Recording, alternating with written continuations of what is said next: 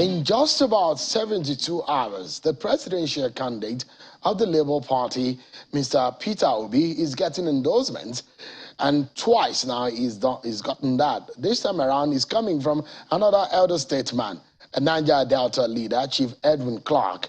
Chief Clark announced his position at the news conference today in Abuja.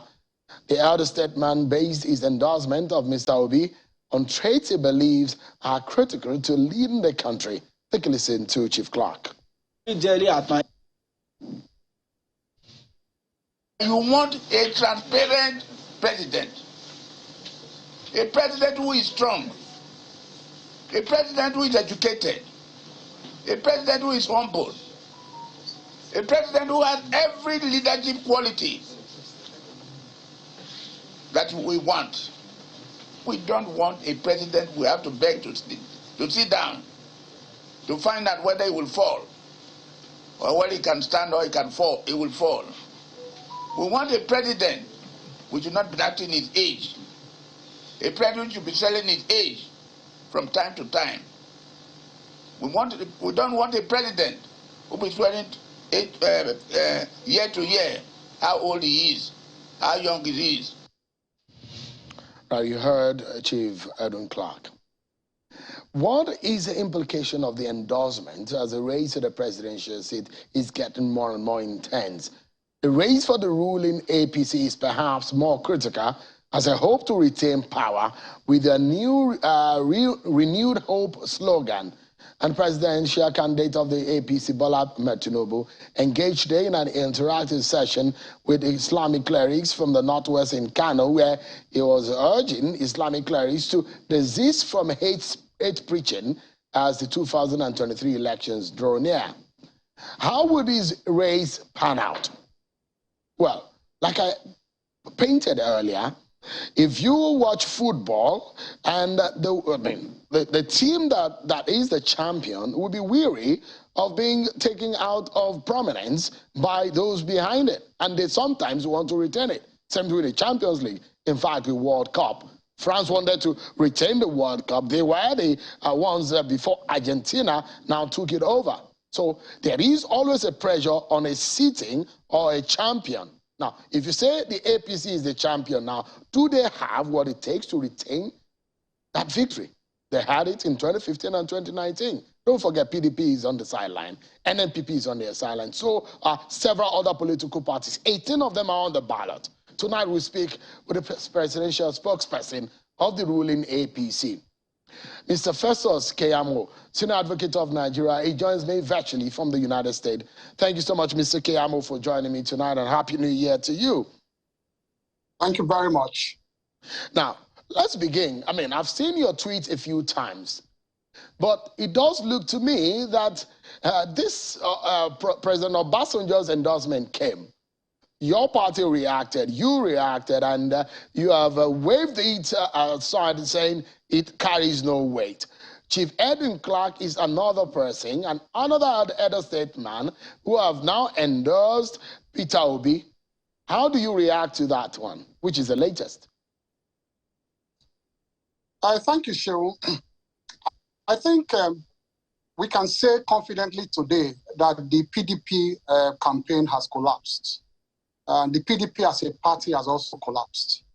The various components of PDP in 2019 are the ones pulling out of that coalition. Nothing has affected the APC. If you look at 2019, go back and look at 2019, every single component of that coalition they formed, both inside and outside the party, against the APC, have virtually collapsed. The PANDEF endorsed Article 2019. Edwin Clark is a member of the PANDEF. Ohaneze endorsed Article in 2019. Obasanjo endorsed Article in 2019.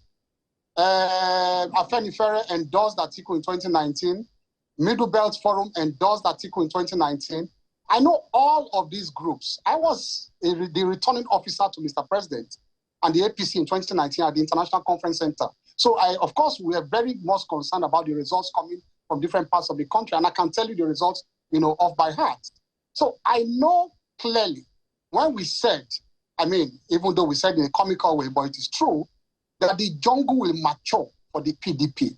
What is going on now, Shehu, is that the PDP has virtually been turned to straight, both internally by the G5, and we hear there's a G1 now joining the G5, and also the sympathizers of the party in 2019. The party have imploded both inside and imploded even within, the supporters and the all those who formed some kind of alliance with the PDP. I want to ask you something, Shehu, and I want everybody, all Nigerians, to please put this in proper context of the results in 2019 and what happened in 2019. Can you tell me one major stakeholder, one, not two, one major stakeholder that helped us to win the election in 2019? Either as a party stalwart, or as perhaps a governor of the party, a sympathizer of the party that won the election in 2019 that has pulled out now and said they are not supporting us. Not one. Not one. But PDP, the various factors we have now that have upset the political terrain, which is Peter Obi and Kwankwanso, they were the components of PDP in 2019. Those are the two major factors now that have upset the political terrain now. The entry of Peter Obi and, of course, the NNPP, Kwankwanso. Those two factors here, who were they part of in 2019? So we can confidently say that the wheels of PDP are falling off one by one. Both internally and externally, the PDP has collapsed. So the recent endorsement of Edwin Clark, for me, I don't take the view, that some of my colleagues took against Obasanjo, pilloring him. And I'm excited by these endorsements. I'm excited by the endorsement of Obasanjo against Atiku and for Peter Obi, because the endorsement of Obasanjo is not against APC, it's against Atiku, because he supported Atiku in 2019. He was also a boss to Atiku. Like if you heard what Yeson Wiko said, he said it is a tragedy that your former boss, who should mark your scripts, who should give you a pass mark, has decided to endorse somebody else. In other words, Obasanjo's endorsement of that ticket in 2019 was because of Peter Obi. Was not because of Atiku. So right now, Obasanjo has followed Atiku, has followed Peter Obi away from PDP, has followed him to a Labour Party. Edwin Clark, who endorsed Atiku in 2019, has followed Peter Obi from PDP to Labour Party. What is the effect on APC? It has just made the path to our victory clearer. As I speak today to you, I'm not going to sound overconfident, but there's no time that the results of 2023 has become clearer and obvious to everybody than these endorsements that are coming. We're excited by them. We want them, these endorsements, to have the effect, the required effect that it should have, which is the fact that those votes they brought into PDP in 2019, they should take those votes away now and take them to Labour Party. All right. While the APC continues to work stronger. So let me ask you, because there are permutations here and there where the G5 governors of the PDP, the integrity governors of the PDP, where they will ply their trade on where they will be supporting for the presidential election, because we have heard Governor Wike, who had clearly told his supporters in a live television telecast that, look, support so-so the PDP in as a governor, support so-so the PDP for Senate, but for the presidential race, he said they will come back to them to tell them. Now, one of those G5 governors is Governor Samuel Ortom, who said, if I were not, these are his words, if I were not a member of the PDP, I will be following you everywhere to canvass vote for you. He was telling Peter Obi. But I understand that there was some excitement within your camp that the G5 vote or the G5 are siding with you guys. Now, with indication coming from the mouth of Governor Ortom, it looks to me like he's in the negative. No. So Look, I want to let all Nigerians know this, including the APC supporters especially. We want to address our base. Either way the G5 goes, it's a win-win situation for the APC. Either way. Because this G5 is a component of the PDP. It's a strong component of the PDP. They are governors of the PDP.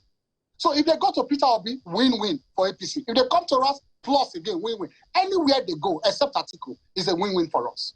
Because even the votes they are taking to Labour Party will also not give victory to Labour Party.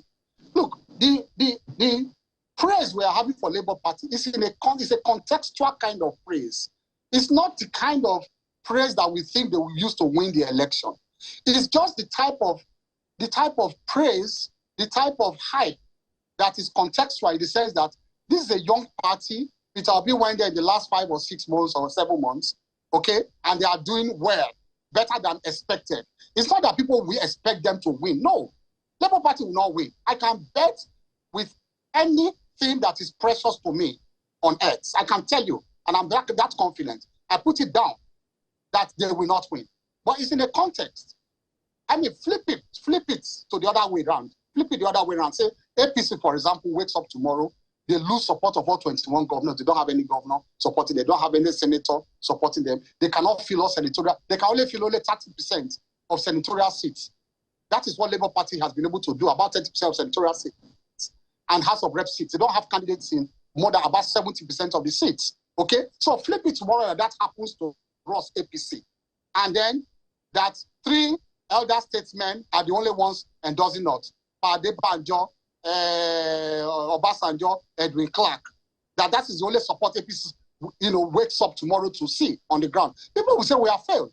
As a party, people will say APC has failed.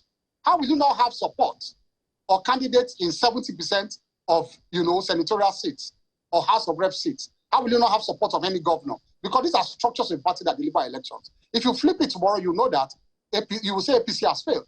But why are they not saying that Labour Party has failed? Despite the fact that these are the very porous kind of support they have. It's because that for the short time that Peter Obi has gone there, they have done well. So it's in a context. It's not that people expect them to win. No. The race before now has actually been between the APC and the PDP. But as I speak to you now today, PDP has collapsed, completely collapsed.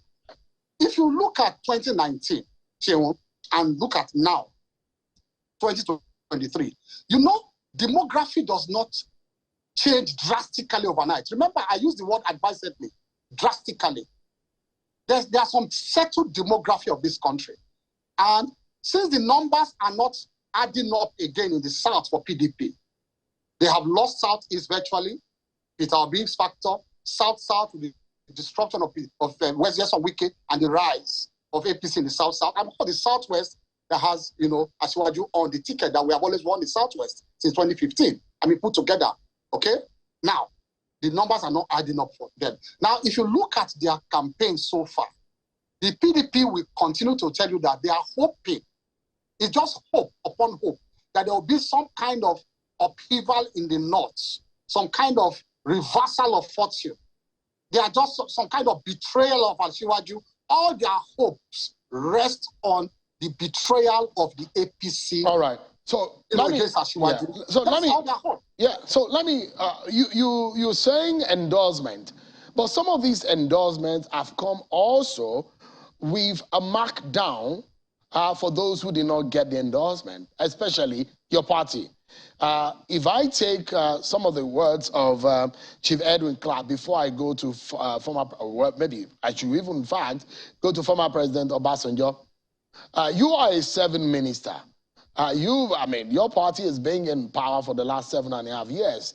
And this is what President Obasanjo said. He said, the last 7.5 years have no doubt been eventful and stressful years for many Nigerians. We have moved from frying pan to fire and from mountaintop to the valley.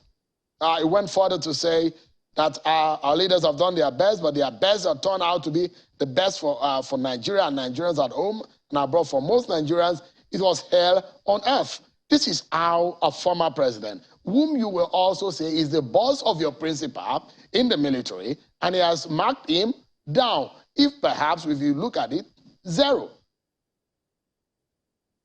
Very simple. worst words and phrases were used against us by these same people in 2019. And 50 million Nigerians did not listen to them. They voted for us. Obasanjo said worse things about Buhari in 2019. He said he was poor in economic management of the country. The economy had collapsed. He said those very untruthful things. This is not a program for me to begin to debunk each and everything that he has said, because he ran a government that was worst. He ran a government that could not build infrastructure despite earnings. He ran a government that was really worse in terms of the rule of law, that they were removing governors at night. They were removing people, from office arbitrarily. We woke up one morning and Obasanjo's government published a list of politicians that were banned. Let's focus on the performance of your government, because that is more important. Let's leave history. Some of the history you're counting are probably not even, they don't matter to 18-year-old new voters. He said that your government has not delivered, that your government has led to Nigeria from frying pan to fire, and that is marking of the performance of your government. That they voted for you in 2019, does it make your government right in the sight of the right-thinking Nigerians who voted for them, that they've delivered, you have delivered on the promises made to Nigerians? We are taking that statement in the context of the weight the endorsement carries and the type of people they can sway not to vote for us. Because like I said, going into that statement, I was just going into it, you stopped me. Because it can take 1 hour for me to go sector by sector to show that we have done better than Obasanjo's government. That's a long way to go. But I can tell you that the short way to go in this interview is to say, what weight does that endorsement carry, Shehu? What weight? He said the same things in 2019. 15 million Nigerians did not listen to him. Edwin Clark said the same thing in 2019. 15 million Nigerians did not listen to him. Don't forget that in 2019, they talked about the health of Mr. President. They said he could not carry on with his health. Today, he's stronger than most of them. In 2019, they said the economy had collapsed. People did not listen to them because they knew that we were honest enough to tell Nigerians where we were and where we were going. They talked about every single thing they are talking about now. So that's the point I'm making, therefore, that in the context of what you are saying, the context of how does this endorsement or the pillaring of our administration, how does it affect the voters? And I'm telling you that it does not affect it in any way at all. Okay, so let's put it in another context, Minister. Yeah. Now, if you look at it, just a moment, if you look at it again, you are a politician and you are a father. First, as a politician, when you go back to your, because they say every politics is local, if you go back home, your constituents will be asking what you have brought for them, either in terms of the immediate cash you're giving to them, or the project or whatever you're bringing to their zone or their territory. Now, as a father, when you're coming back home, your children will be thinking if you pay their school fees or you're bringing food to their table. Now, to a larger context, Nigerians will be looking at where you met Nigeria and what is ongoing right now, what is obtainable. You look at the inflation rate, it was at 9%. Now it's over 20%. Unemployment rate, it was 8% before you came into power. It's now 33.3%. Debt profile has risen. I mean, there are debates over what culminates into that. Let's put that aside. What about exchange rate? How much did you make the dollar? Now, the dollar is way almost 700 and something at the parallel market. Now, you look at a whole lot of indices that are not looking very well. And your presidential campaign council has chosen the slogan of renewed hope. See what the opposition has said about that slogan. They said it is a slogan coming from a realization of failure that want to salvage the situation. So what do you tell Nigerians that, oh, we met these things at single digits when we came into office, but now it's at double digit? Are the lives of Nigerians better now than when you met it? These are the questions they will be asking. Let me tell you where we met Nigeria in 2015. We met Nigeria at a point where the economy was blues diving and collapsing. Who said so? Not we. It was Okonjo-Iweala that said so. The Minister of Finance of the PDP government. A few months to hand over, she warned that the economy was more diving. At that time, don't forget that the GDP had collapsed from 6.5 to 2.2 or 2.5. That was how That was the downward trend of the economy at that time. Why? Because they failed to make very useful, useful investment of all the earnings that they earned in the 16 years of government. That is the effect we are feeling today. And what we are doing is trying to revive the economy. The economy is on an upward trend, no doubt about it. I'll give you indices to prove that. But you are asking me specifically where we met the economy, where we met this country. And I'm telling you where we met it, because it was not by my own Ipsy-Dixit. It was by the Ipsy-Dixit. I'm sorry, I'm using a legal term. By the word of their own finance minister, not me. She said at that time that whoever inherited the government and whoever won was going to face a recession. She said we're headed for a recession, not me. So are you going to attribute all that to the APC? So we came on a rescue mission. The rescue mission continues. The damage PDP did to this country in the last 60 years cannot be easily remedied. Look at all the infrastructural. You talk about loans. Look at what we have used all our loans to do. You can virtually see them. You can see them. You can see the rails. You can see the bridges. You can see the roads. Tell me one, not two, one infrastructural development that the PDP engaged in 16 years when they were in power. They only talk about some very, ephemeral kind of achievements. Mr. Keyamo, just for a moment. Apologies, I have to pause you for a moment because we need to take a commercial break. And when we come back, the side of, or the part of the your slogan, which the opposition said, renewed hope, just means that it's failure trying to salvage the situation. How do you explain to Nigerians that for 7.5 years you're on a rescue mission and they should vote for your party again? That conversation will continue after this break, everyone. Join us again.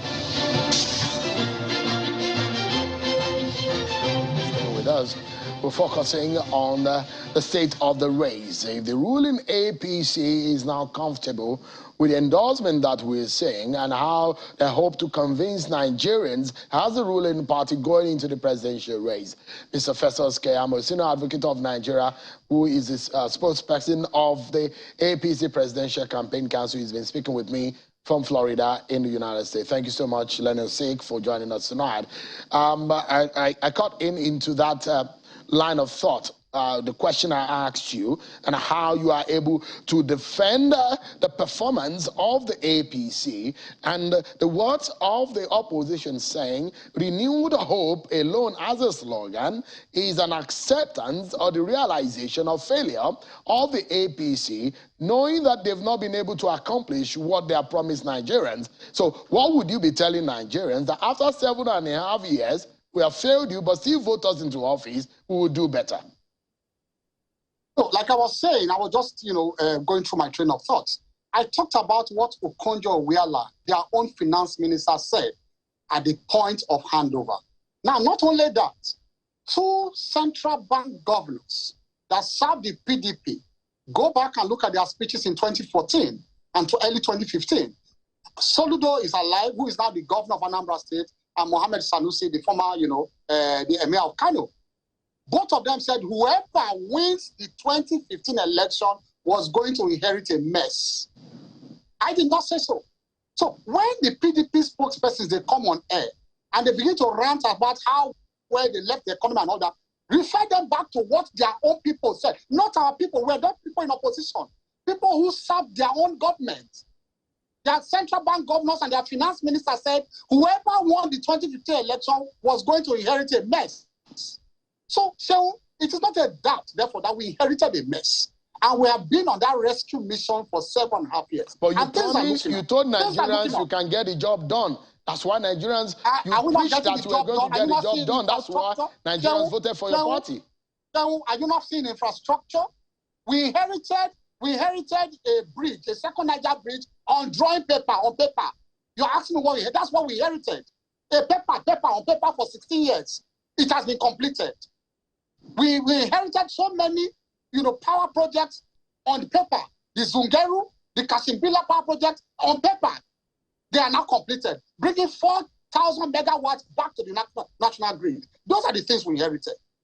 All of these economic issues in this you're talking about, they are sweeping across the globe. Go and see the IMF prediction. IMF prediction said the biggest countries in the world are going to face bigger crises in 2023. What it means is that we have been able to manage our economy. to a manageable level in the face of global economic meltdown. These indices we are seeing could have been worse. It shows, one, first of all, that we were left in a mess. We are still trying to clean up the mess. The mess was not going to be cleaned up by the flick of a switch. Mr. Keyamo, I wish that we could move on quickly because there are a few other areas I'd like to touch. But, okay. I mean, one thing that would be very critical, just like PDP came to town and said, we failed Nigerians, and they were begging, they were apologizing. And I hope that tonight, I won't sit here and be a judge. That's not my job. My job is a journalist who presents the facts and asks the questions to those who are in office as enshrined in the Constitution of the Federal Republic of Nigeria, and I like to do so. Now, the question is whether there is a realization that wrongs have been done. Well, there are a lot of things that have been done right equally, but in several critical areas. Now, in your own time on government, Nigeria became the poverty capital of the world. In your own time, under this government, your own government agency said that Nigeria is now 133 million Nigerians are multidimensionally poor. The unemployment rate is at 8% before you came into office. It's now 33.3%. Now, inflation rate was 9%, is now 20.77%. Honorable Minister, how do you justify that? Is there a point where your party or this government will tell Nigerians, we failed in this area, we've succeeded in this area, apologize, and tell Nigerians how it could be done better? Is there any point that you can come clean to Nigerians? Can you give me 3 minutes to answer this? I'll give you 1 minute, because I have some other areas I would like to talk. I want to tell you this. These figures you are talking about do not apply only to the federal government. So people are deceiving everybody. It applies to PDP governments in the states and APC governments too. The multidimensional poverty, we were the ones, it was not an external body, we were the ones who commissioned that report. And the multidimensional poverty shows that not monetary poverty, not in terms of money in the pockets of people, the access people have to social infrastructure that makes their life better, that improves their life. And those social infrastructure, education, clean water, health, good hygienic environment, on and on like that. Those factors, those indices are indices that are provided by multi-levels of government, by local government, by state government, and by, of course, the federal government. And most of them are domiciled in the local government and state government. So we brought it out to show that other levels of government can do better in terms of provision of social infrastructure to the people of Nigeria. We commissioned it to show Nigerian people that they should hold their own representatives at the lower levels of government. They should hold them liable for some of those things they cannot get. Somebody turns on the tap, he cannot get water. Oh, Buhari is bad. That is the work, that is local government. Provision of such basic amenities. Primary education is local government. You cannot go to school, you say, oh, federal government. No. So we commission the multidimensional poverty affects all levels of government, especially the other 2 tiers of government. So let us educate the people better. It is not Buhari, it's not federal government. It's not APC government. No, it is all levels of government involving other opposition. So let's move on. We can be at it all day because, I live amongst the very poor and I understand their plight. So let's move on. We can be at this all day because there are all indices that speak to this matter. Now, let's look at what Chief Edwin Clark said. There are inferences you can draw from what he said. And he says that he's talking about capacity, competence, and agility. He said we do not need, we need a leader. I don't want to go back into all those things he said. You heard what he said. And this applies to those he did not endorse, especially those who are the heavyweights in the race. Now, how do you defend, in fact, former President Obasanjo also mentioned, in fact, the former president also criticized the Milokan factor that was now made popular by your candidate that is a sign of entitlement, which he has been criticized. Now, let me first of all clear that Milokan slogan. And we have said it over and over, and it appears that, the PDP people, they appear like cheating students in an exam hall who cram questions, cram answers, who have seen the answers and they cram it to the exam hall. They memorize it. So when you get to the exam hall, the question changes, but they are still pouring the same answers down. That is why they are not listening to our explanation. We said in Milokan, we was not talking to Nigerians. he was speaking to delegates, APC delegates in Ogun State, where he said, look, if you want to say those who have invested in this party, those who have supported, because who have built this party, it is my turn. Give me the chance to fly the flag of this party. Was he talking to Nigerians? He was not.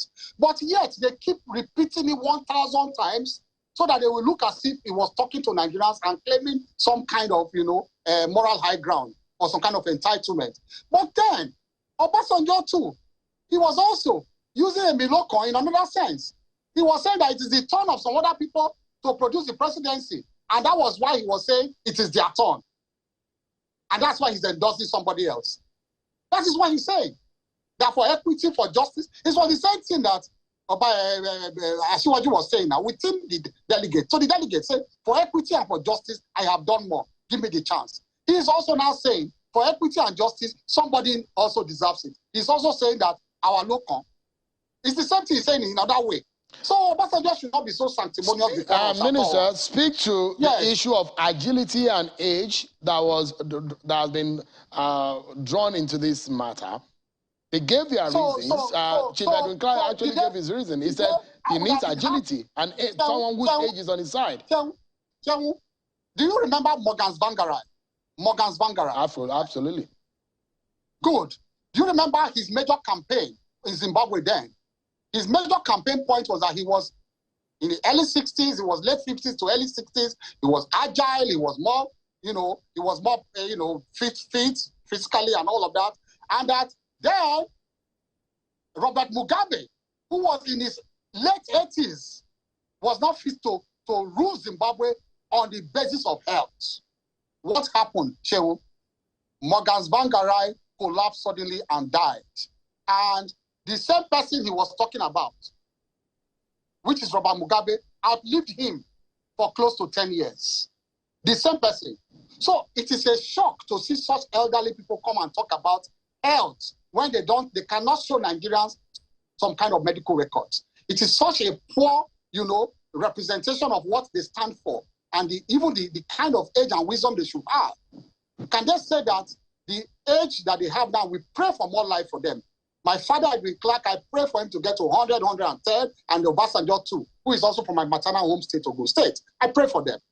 But then can they say that the good health they enjoy was as a result of their own making? Are you asking leaders to now present their health report? Is that what you're saying? Yeah, of course. If it comes to that, because what is wrong with our candidates? Absolutely nothing. Would your candidate be willing to do that? Hold on. If you're saying that, would your candidate be doing that? Are you a medical practitioner? If there's any indication, if there's any indication, of course he will. But there's no indication. Where's the indication? Tell me what's the indication. There's nothing. Has he collapsed? Has he fainted?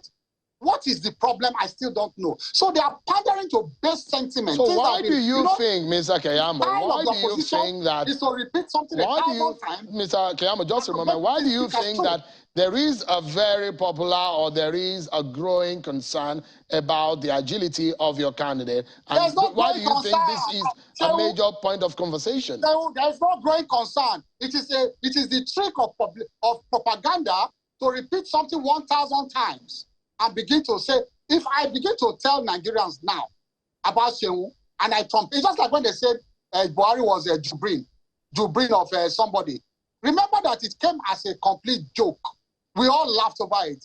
But it got to a point when pastors climbed their pulpits and began to ask, say, is that the real Buhari in Asoro? Until the president was forced to respond. Until we were forced to respond. That is the kind of nonsense that can stick as truth if you mention it 1,000 times. So, as I speak with you, the opposition has nothing to campaign so upon. Let's wrap. Yeah. So repeat it 1,000 times. Yeah. Let's wrap up this conversation. Let's look at the possibility, because I do know that no matter what, I mean, the confidence that you're showing tonight, your party is under intense pressure, and so will it be. We are not. Just allow me to land, please, just a moment. Yes.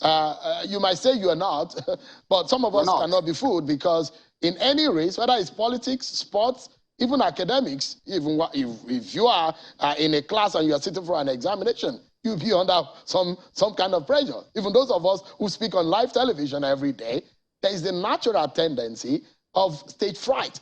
That is natural, it's by nature.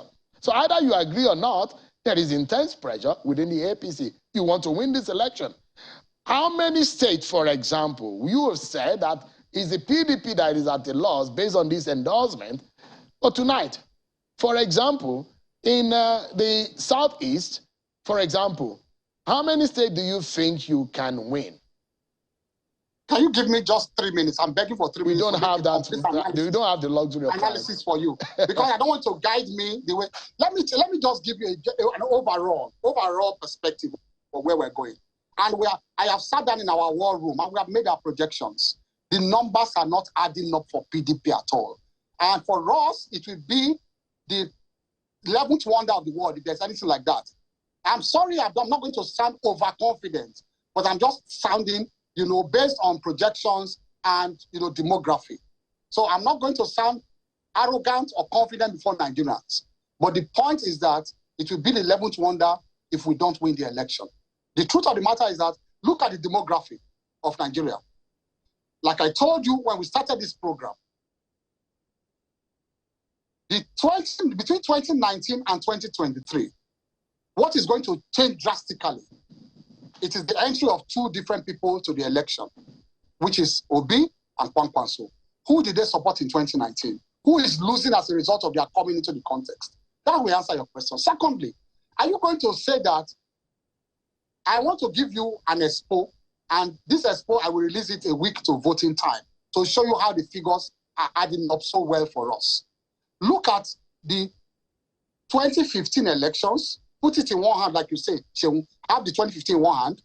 Look at the 2019 elections. Look at the loss and gains we suffered between 2015 and 2019. Look at that demography. Now, take those same losses and gains and apply it to 2019 and 2023. In those states where we lost, apply the same percentage of loss. In those states where we gained, apply the same percentage, because demography does not change overnight, especially when major issues have not changed for you. Mr. Keyamo, we're totally out of time. Yeah. Yes. When you come back into the country... One example before I go. No, because we are totally out of time. When you come back to the country, I would like you to take a pen and a paper, and we have to do some analysis. At that time, you may have to get some political science tutoring from me right here in this studio when you come back at that time. Thank you so much, Mr. Festus Keyamo, for joining us. Thank you. The spokesperson of the APC-PCC. Thank you so much indeed for joining us.